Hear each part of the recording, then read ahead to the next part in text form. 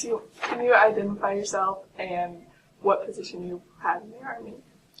I'm John Edward Gutkneckt, and I was in the U.S. Army.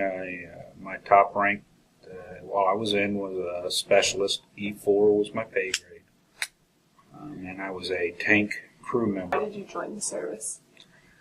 I joined the service because it's something that'll just about everybody in my family done, and I felt it was my duty, as an American, to donate some of my time and to my country. Who are some of the most memorable people you served with? Oh, it would have to be my platoon that I was in the war with. Overseas, you tend to be more close-knit. This is the last time, I swear. Overseas, you tend to be closer knit because you're away from your country and your normalness. I mean, you really got to stick together over there. In the States, everybody has their cliques that they stick with, which is generally the group of people that they are like. Over there, you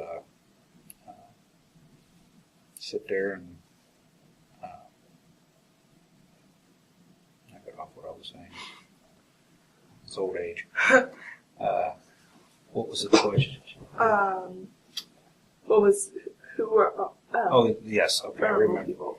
Thank you. We were really close knit, and there was Private Chapa, Lieutenant Cobradall, Sergeant Jackson. Those were my crew members, and then there was Specialist Yearling and Sergeant A. Cobb.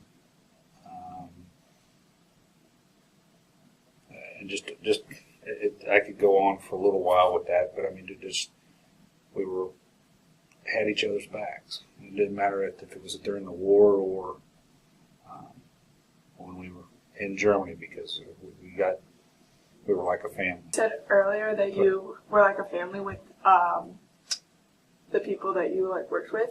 Do you still keep in contact with any of them now? Or? It's kind of difficult. We all are busy and have our own lives, but from time to time we send each other. Some of us still send each other a letter. I have a buddy that's out in Colorado that we talk to. He keeps wanting me to come out and do grizzly bear hunting with him, but I'm like, oh well, I don't know. I got a buddy that's lives in Collins, Mississippi, and he works out on the oil rigs and stuff. And I haven't seen them two in a long time, but we have kept in contact. And there's one that was in Wisconsin. It was in Portage, Wisconsin, and we lost track. I don't know where he ended up going to. How do you think your time in the military changed you? Well, when I was younger, I was kind of a wild child, and it helped straighten me out and give me direction and focus. My family is a very, very good German temper. I've learned to control that by some of the training I was given. You got to be able to control your emotions to do what you got to do. Those are some of the good things. Some of the bad things, I mean, war will change you. Mm-hmm. And you have to take somebody else's life, even if it's for your country or it's them or you. Anybody went over there and said they weren't scared is, for lack of better words, full of crap. it's always a scary situation when your life can be taken.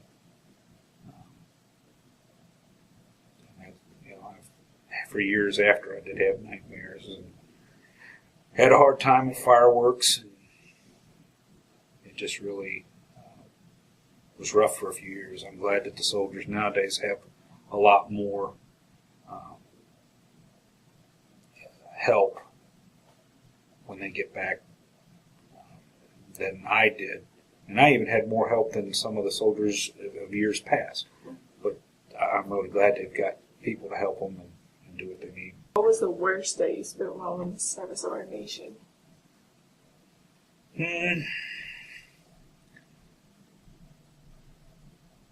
Well, I was kind of like a parent figure to a lot of people in my unit in Germany. A lot of people came to me for advice and to discuss their problems, and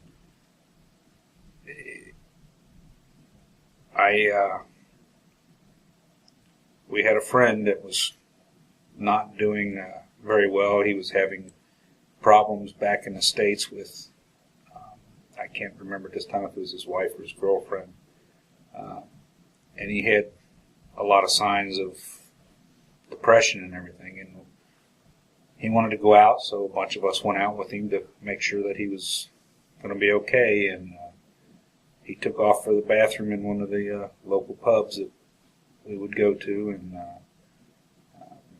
he was trying to harm himself. And I had to kick in the bathroom door and knock the little knife out of his hand that he was trying to cut his wrist with and carry him out. That was probably one of the worst. I actually had saved 3 different people on my time over there from committing suicide. Wow. That was just the worst. How have you been after you came back from the war? I've been pretty good. Some of us, it's a little harder for them to deal with than others. It kind of depends on your upbringing, and I was raised by my great-grandparents and grandparents for the first 6-7 years of my life while my dad was at college, and my mom worked to put him through college. So with very old school raising, and the fact that I really listened to my drill sergeants and stuff, it's made it easier to deal with what I've had to go through in the military and the training and going back into being a civilian.